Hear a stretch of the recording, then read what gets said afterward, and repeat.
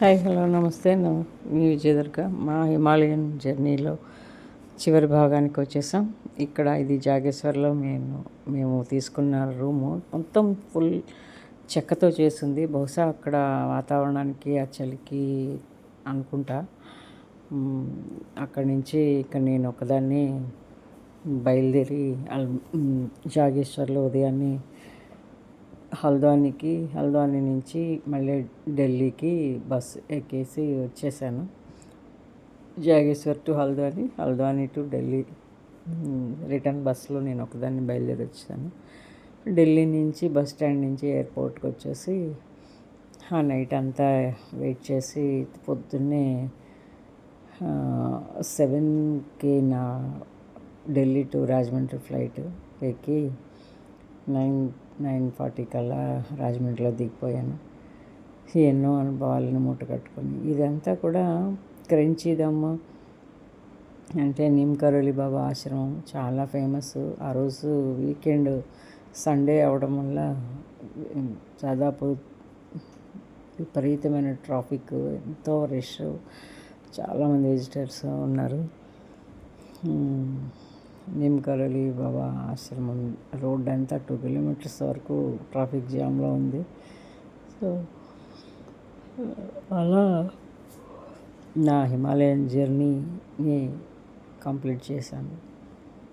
మరి ఎన్నో అనుభవాలని, మరెంతో లోతైన సాధనని, మరెంతో నిశ్శబ్దాన్ని, మరెంతో ఆనందాన్ని వెంట తీసుకొని వదిలి రాలేక, మరి అక్కడే ఉండలేక తిరిగి వచ్చాం. మళ్ళీ మరోసారి ఎప్పుడు ఆ హిమాలయాలలోకి మన ప్రయాణం ఎప్పుడు రాసి పెట్టిందో. హిమాలయాలు పిలవాలంటారు. బహుశా ఆ అదృష్టం మరి ఎప్పుడు కలుగుతుందో. మరి ఇప్పటికీ 3 సార్లు ఆ హిమాలయాలలోకి ప్రయాణం చేసి రావడం జరిగింది. ఈసారి అయితే మాత్రం ఒక చోట స్టే చేసి లోతైన సాధన కోసమే టైం కేటాయించుకుని ఒక మౌనంలోనూ సాధనలోనూ గడుపుతూ ఉండి వచ్చామన్నమాట. సో దీంట్లో మీకు చివరిలో నాకు జాగేశ్వర్లో నేను బస్సు ఎక్కాను. అక్కడ ఆ బస్సులో ఫోటో యాడ్ చేశాను మీకు. ఆయన జాగేశ్వర్లో పూజారి. ఆయనకి వారంలో 2 days 3 ఏదో డ్యూటీ వేస్తారట ఆలయంలో. హల్ద్వానీ నుంచి జాగేశ్వర్ వెళ్ళి డ్యూటీ చేసుకుని మళ్ళీ తిరిగి వస్తున్నారు.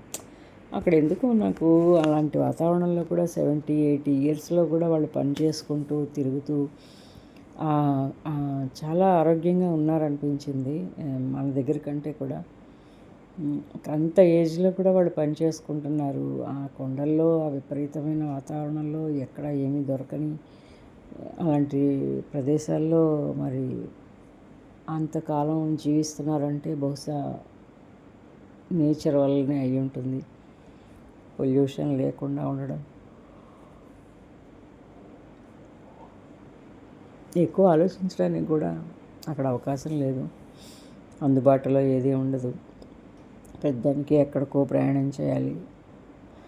ముందు ఆ వాతావరణానికి ఎలా తట్టుకుంటారా అనిపిస్తుంది నాకైతే. నవంబర్, డిసెంబర్, జనవరి ఆ నెలల్లో ఆయన అదే అన్నారు. ఆయన నాతో కూర్చుని ఆయనతో మాట్లాడుతూ నేను హల్ద్వానీ దాకా 5 గంటలు ప్రయాణం చేశాను.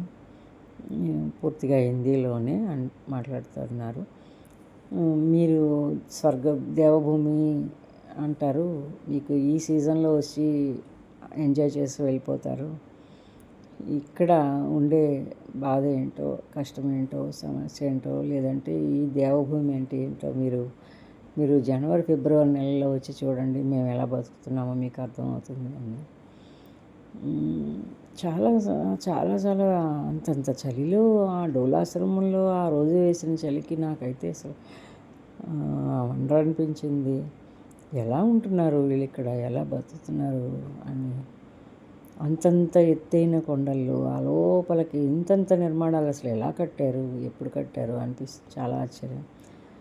సో క్లిప్పింగ్ మిస్ అయింది, కానీ ఫ్లైట్ నుంచి కిందకి మా రాజమండ్రి వచ్చేటప్పుడు 3 బ్రిడ్జిలు, 4 బ్రిడ్జిలు కనిపిస్తూ, అరే నేను రాజమండ్రి ఫ్లైట్కి వచ్చింది ఇదే ఫస్ట్ టైము ఢిల్లీ నుంచి. అదే బయట ఎక్కడి నుంచైనా కానీ రాజమండ్రికి వచ్చింది ఇదే ఫస్ట్ టైము. అందువల్ల భలే అనిపించింది. గోదావరి, ఆ 4 బ్రిడ్జిలు కనిపిస్తూ ఎప్పుడూ చాలా అందమైంది మా గోదావరి, మా రాజమండ్రి. ఇక్కడితో ఈ జర్నీకి కంప్లీట్ అయింది. Bye bye. Thank you very much. ఇంతసేపు మీరు కూడా నాతో ట్రావెల్ చేసినందుకు, ఈ అనుభవాలన్నీ పంచుకున్నందుకు మీకు అందరికీ కూడా థ్యాంక్ యూ. Goodbye. మీ కామెంట్స్ని తెలియజేయండి. ఇక్కడ చిన్నది, అక్కడ డోలాశ్రమం హైడకాన్ ఆశ్రమంలో డైనింగ్ హాల్ పెట్టాను, కిచెను. అక్కడ 2-3 రోజులు వాళ్ళకి సేవ చేసాము, రోటీలు ఒత్తటము. ఒకరోజు పెద్ద గాలివాన వచ్చి మామిడికాయలన్నీ పడిపోయి అవన్నీ ఏరుకొచ్చి చక్కగా శుభ్రం చేసి వాళ్ళకి ఆవకాయ పెట్టాను. వాళ్ళకి తెలియదు కదా పచ్చడి. ఎంత బాగా నచ్చిందో, ఎంత ఇష్టంగా తిన్నారో దాచుకొని. ఆశ్రమంలో ఎవరో వస్తే కూడా వాళ్ళందరికీ కూడా వడ్డించారు. అందరికీ చాలా బాగా నచ్చింది. సో కాసేపు వాళ్ళకి రోజు ఆ వంటలో సేవ చేశాము. చాలా బాగా అనిపించింది. మొత్తానికి ఈ 2 క్లిప్పింగ్స్ మళ్ళీ అక్కడెక్కడో యాడ్ చేయాల్సిన మిస్ అయ్యాయి, అందుకని చివరిలో యాడ్ చేశాను అనమాట. ఓకే, ఎంజాయ్ చేశారని అనుకుంటున్నాను. డీటెయిల్డ్గా కాకపోయినా కొంతవరకు నా ఈ ఫోన్తోనే తీసిన వాటిని మీకు చూపించగలిగాను. ఏదైనా అవకాశం ఉంటే మీరు కూడా ఈ అనుభూతిని పట్టుకోవడానికి ప్రయత్నం చేయండి. ఒకసారి వెళితే మళ్ళీ అవి మనల్ని ఆకర్షిస్తూనే ఉంటాయి. హిమాలయాలకి అంత ఆకర్షణ శక్తి ఉందనుకుంటా బహుశా. తిరిగి మనల్ని ఎప్పుడు పిలుస్తూనే ఉంటాయి. మళ్ళీ మరోసారి ప్రయాణం చేస్తే కనుక తప్పకుండా మళ్ళీ మనం ఆ విశేషాలతో మళ్ళీ కలుసుకుందాం. ఇక్కడితో హిమాలయాస్ జర్నీ వీడియోస్ కంప్లీట్ అయిపోయాయి. Thank you very much. Bye bye. మళ్ళీ కలుసుకుందాం మరో వీడియోలో. అంతవరకు సెలవు. హ్యాపీగా ఉండండి. చక్కగా వాళ్ళు అబ్బాయిలిద్దరూ నిప్పుల్లో కాలుస్తూ పైన పెనం మీద ఒత్తి కింద నిప్పుల్లో వేస్తున్నారు. కాల్చివేక భలే పొంగుతున్నాయి, భలే మెత్తగా, భలే ఒక్క చుక్క ఆయిల్ లేకుండా చక్కగా ఎంత బాగుంటున్నాయో. చాలా బాగా చేస్తున్నారు. మా కుందన్ కూడా చాలా బాగా అలవాటైపోయాడు. ఆ చపాతీలు దాని మీద వేస్తున్నవాడు. చిన్న కుర్రాడు. వారం రోజులు అక్కడ ఉండేసరికి మాజీ అని వెనక తిరుగుతూ చాలా బాగా అలవాటైపోయాడు కుందన్. చాలా మంచి పిల్లలు అక్కడ అందరూ కూడా. కానీ వాళ్ళందరూ చెప్పింది ఏంటంటే పెళ్ళిళ్ళు చేసుకోవడానికి అమ్మాయిలు దొరకట్లేదు, ఇక్కడ అబ్బాయిల్ని చేసుకోవట్లేదు, వాళ్ళకి చాలా డిమాండ్స్ ఉంటున్నాయి అని వాడు నవ్వుతూ చెప్తూ ఉంటాడు. అది విషయం.